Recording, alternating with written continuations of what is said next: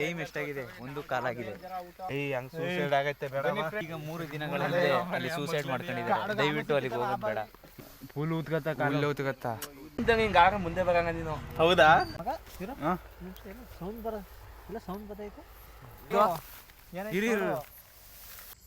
ಇವತ್ತು ನಾನು ಚಾಲೆಂಜ್ ಮಾಡ್ತಾ ಇರೋದು 1 ಗಂಟೆ ರಾತ್ರಿಲಿ ಸ್ಮಶಾನಕ್ಕೆ ಬರೋದು.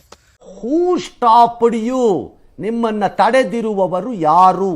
ಸೊ ನೋಡೋಣ ಇವತ್ತಿನ ಈ ವಿಡಿಯೋ ಹೇಗಿರುತ್ತೆ ಅಂತ. ಸೊ ಬನ್ನಿ ನೋಡೋಣ. ಇವಾಗ ಟೈಮ್ ಬಂದು 12:53 ಆಗೈತೆ. ಸೊ ನೀವು ಡೇಟ್ ನೋಡ್ಕೋಬೋದು, ಡೇಟು ಮತ್ತು ಟೈಮ್ ನೋಡ್ಕೋಬೋದು. ಫೋಕಸ್ ಮಾಡೋ ಆಯ್ತಾ ಕರೆಕ್ಟಾಗಿ.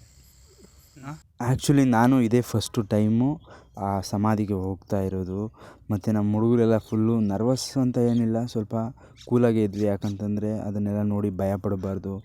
ಮತ್ತು ಇಷ್ಟೊತ್ತು ರಾತ್ರಿಲಿ ಹೋಗ್ತಾ ಇದ್ದೀವಿ. ಸೊ ನಮಗೂ ಕೂಡ ಸ್ವಲ್ಪ ಭಯ ಇತ್ತು. ಇದು ಇತ್ತ ಫುಲ್ ಊದ್ಕತ್ತ ಕಾಲು ಊದ್ಕತ್ತ ಫುಲ್ ಹೆವಿ ಹಿಂಸೆ ಆಯ್ತು. ಮನೆಗಿರ್ತಾವ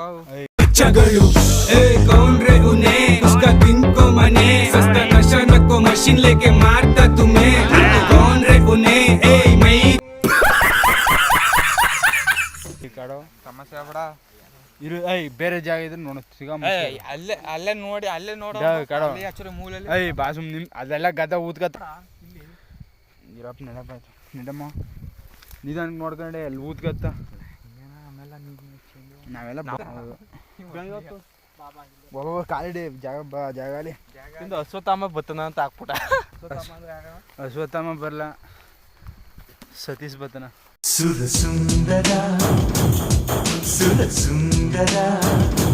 ನಾವು ಆ ಸಮಾಧಿಗೆ ಹೋಗಿ ನೋಡಿದಾಗ ಅಲ್ಲಿ ತುಂಬ ಸಮಾಧಿಗಳಿತ್ತು. ಸೊ ಮಿನಿಮಮ್ಮು ಒಂದು 20-30 ಯಾರು ಇತ್ತು. ಸೊ ಇನ್ನೂ ತುಂಬ ಜಾಸ್ತಿನೇ ಇತ್ತು. ನಾವು ಹೋಗಿ ನೋಡಲಿಲ್ಲ, ಯಾಕಂತಂದರೆ ತುಂಬ ಪ್ರಾಬ್ಲಮ್ ಆಗ್ತಿತ್ತು ನಮಗೆ. ಸೊ ಅಕ್ಕಪಕ್ಕದಲ್ಲೆಲ್ಲ ವಿಚಿತ್ರವಾಗಿ ಸೌಂಡ್ಗಳು ಬರ್ತಾಯಿತ್ತು. ಅಲ್ಲೇ ಊದ್ಕೊಳ್ಳೋದು ಕೂಡ ಹೊಂಟದಕ್ಕಪ್ಪ ಕಾಡು. ಆಮೇಲೆ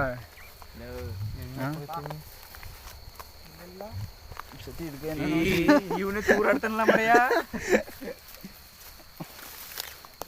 ಏನು ಬ್ರೋ ಇದು?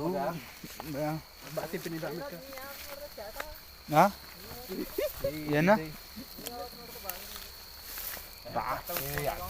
ಈ ಕಡೆ ಅನ್ಸುತ್ತೆ. ಇಲ್ಲಿ ಕಂಬೇಡ ನೀ ಅಲ್ಲೆಲ್ಲ ಕೂಡ ಅಲ್ಲೇ ಏನೂ ಇಲ್ಲ ಐತೆ ಕಾಣಿಸ್ತಾ ಇಲ್ಲ ಅಂಬೇಡ ಇಲ್ಲಿ. ಆ್ಯಕ್ಚುಲಿ ಈಗ ನಾವು ಬಾವಿನ ಹುಡುಕ್ತಾ ಇದ್ದೀವಿ. ನಂದು ಕಳೆದೋಗಿದೆ ನನ್ನ ಬಾವಿ. ಅದು ತುಂಬ ಹಳೆ ಬಾವಿ. ಸೊ ಅದನ್ನು ಹುಡುಕಾಟ ಮಾಡ್ತಾ ಇದ್ವಿ. ಆದರೆ ಅದು ಮಳೆ ಬಂದು ತುಂಬ ಕ್ಲೋಸ್ ಆಗಿದೆ ಇಲ್ಲಿ. ಆ ಬಾವಿ ಹುಡುಕ್ತಾ ಹೋಗ್ತಾ ಇರಬೇಕಾದ್ರೆ ನಾವು ನಿಂತಿರ್ತೀವಿ ಸುಮ್ಮನೆ ಮಾತಾಡ್ತಾ. ಆವಾಗ ಒಂದು ಸೌಂಡ್ ಬರುತ್ತೆ, ಅದನ್ನು ನಮ್ಮ ಹುಡುಗ ಕೇಳಿಸ್ಕೋತಾನೆ. ಸೊ ಅದನ್ನು ನೋಡಬೇಕು ಅಂತ ನಾವು ಮುಂದೆ ಹೋಗ್ತೀವಿ. ಸರ್ಕಪ್ಪ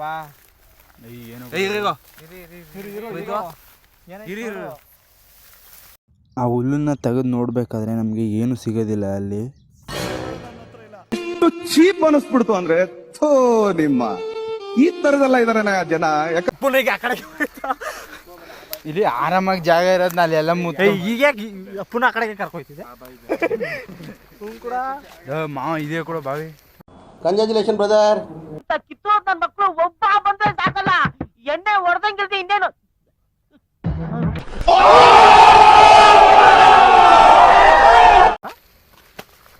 ಮಗ ಹುಷಾರು. ಫುಲ್ಲು ಮಳೆಯಿಂದ ಬಾವಿ ಕುಸಿದು ಹೋಗಿದೆ. ಏನು ಅರ್ಥವೇ ಆಗ್ತಿಲ್ವೇ ಈ ಕೇಸು? ಎಳೆ ಮಗು ಆಗಿದ್ದಿದ್ರೆ ಓಕೆ. ಚಂದು ನೆಗಿತೀನಿ, ಅದಕ್ಕೆ ಏನಾರ ಒಂದು ಹಾಕ್ಬಿಡಮ್ಮ. ಮೋರಿ ಹಾರಿದ ವೀರ ಅಂತ ಹಾಕ್ತೀನಿ. ಹಾಕು ಮಗ, ಮೋರಿ ಹಾರಿದ ವೀರ. ಇನ್ನಿಂತನ ನಾ ಬೇರೆ